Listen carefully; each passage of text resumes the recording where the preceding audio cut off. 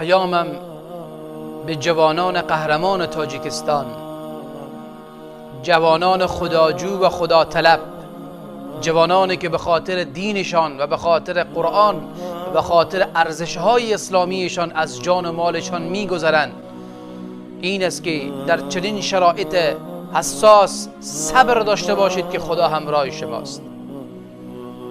الله تبارک و تعالی ناصر و حامی شماست. یقین به رب العزت و الجلال بکنید که خودش وعده داده برای بندگانی که دین خدا را حمایت میکنند. ان تنصر الله ینصرکم، اگر دین خدا را یاری دهید خدا شما را یاری میدهد. اگر طاغوت‌های عصر و زمان نمیگذارند که شما عبادت خدا را به طور درست و شایسته انجام بدهید، ولی شما به خاطر دینتان و ارزش‌های اسلامیتان جبین را به پیشگاه خدا میگذاریم و از جان و مالتان به خاطر دین خدا تیر هستید، یقین به رب العزت بکنید که کامیاب و فائز و سرفراز هستید.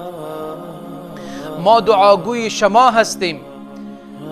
ظالمینی که به حق شما، جوانان قهرمان تاجیکستان، کسانی که در روسیه به خاطر کار و به خاطر به دست آوردن نفقه رفتن، بر سر شما ظلم میکنن و شما مظلوم قرار گرفتید و بی‌دفاع هستید، برای شما مژده میدم که خدا مدافع شماست و خدا پشتیبان شماست و خدا حامی شماست.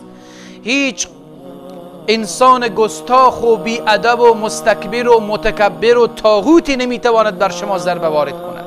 ملت افغانستان در کنار شما هستند.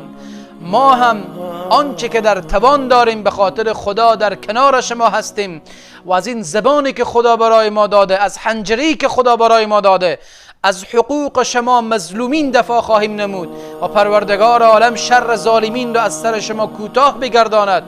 الله تبارک و تعالی جوانان عزیزی که به قید اسارت انسانهای از خدا بیخبر هستند، پروردگار عالم اونها را از اسارت نجات بفرماید. خداوند شما را عزتمند دنیا و آخرت داشته باشد. صبر کنید.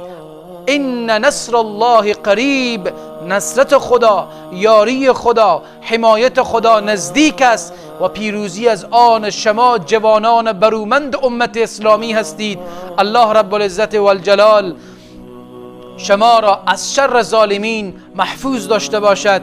امیدوارم که در چنین شرایط حساس صبر بکنید و تکیه بر خدا بکنید و همه چیز را به پروردگار عالم بسپارید تا خداوند شما را و تمام جوانان امت اسلام را از شر ظالمین نجات عنایت بفرماید.